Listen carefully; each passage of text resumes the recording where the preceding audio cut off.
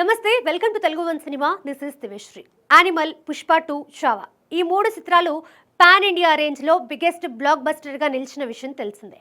దీంతో రష్మిక ఇప్పుడు ఇండియన్ చిత్రసీమలో #1 పొజిషన్లో ఉందని చెప్పుకోవడంలో ఎలాంటి అతిశయోక్తి లేదు. ఈ నెల 30న ఈద్ కానుకగా బాలీవుడ్ బిగ్ స్టార్ సల్మాన్ ఖాన్తో కలిసి సికిందర్ మూవీతో థియేటర్స్లోకి అడుగుపెట్టింది.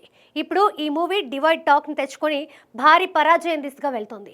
దీంతో రష్మిక తెలుగులో తప్పించుకున్న బాలీవుడ్లో మాత్రం తప్పించుకోలేకపోయిందనే కమెంట్స్ సోషల్ మీడియా వేదికగా వినిపిస్తున్నాయి. నితిన్ రాబిన్హుడ్ మూవీ ఈ నెల 28న రిలీజ్ అయింది. ఇందులో హీరోయిన్గా తొలుత రష్మికనే. ఈ మేరకు మేకర్స్ నుంచి అధికార ప్రకటన కూడా వచ్చింది. కానీ ఆ తర్వాత రష్మిక తప్పుకోవడంతో శ్రీలీల ఆ ప్లేస్లోకి వచ్చింది.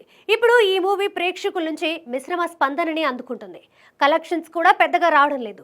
దీంతో రాబిన్హుడ్ని వదులుకొని రష్మిక మంచి పని చేసిందనే కమెంట్స్ వినిపించాయి. కానీ ఇప్పుడు సికిందర్ భారీ డిజాస్టర్ని మూటగట్టుకుంది. తొలి రోజు కేవలం 26 కోట్లు మాత్రమే రాబట్టి సల్మాన్, రష్మిక అభిమానులకి షాక్ని ఇచ్చింది. హ్యాట్రిక్ హిట్స్ తర్వాత రష్మిక ఎదుర్కొన్న మొదటి ఫ్లాప్ కూడా సికిందరే. దీంతో రాబిన్హుడ్ నుంచి తప్పించుకున్న సికిందర్కి బుక్ అయిందనే కమెంట్స్ చేస్తున్నారు. ప్రస్తుతం రష్మిక చేతిలో కుబేరా, ది గర్ల్ ఫ్రెండ్, తమా అనే చిత్రాలు ఉన్నాయి. వీటిలో కుబేరా జూన్ 20న విడుదల కానుండగా మిగిలిన 2 చిత్రాలు కూడా ఈ ఏడాదే ప్రేక్షకుల ముందుకు రానున్నాయి.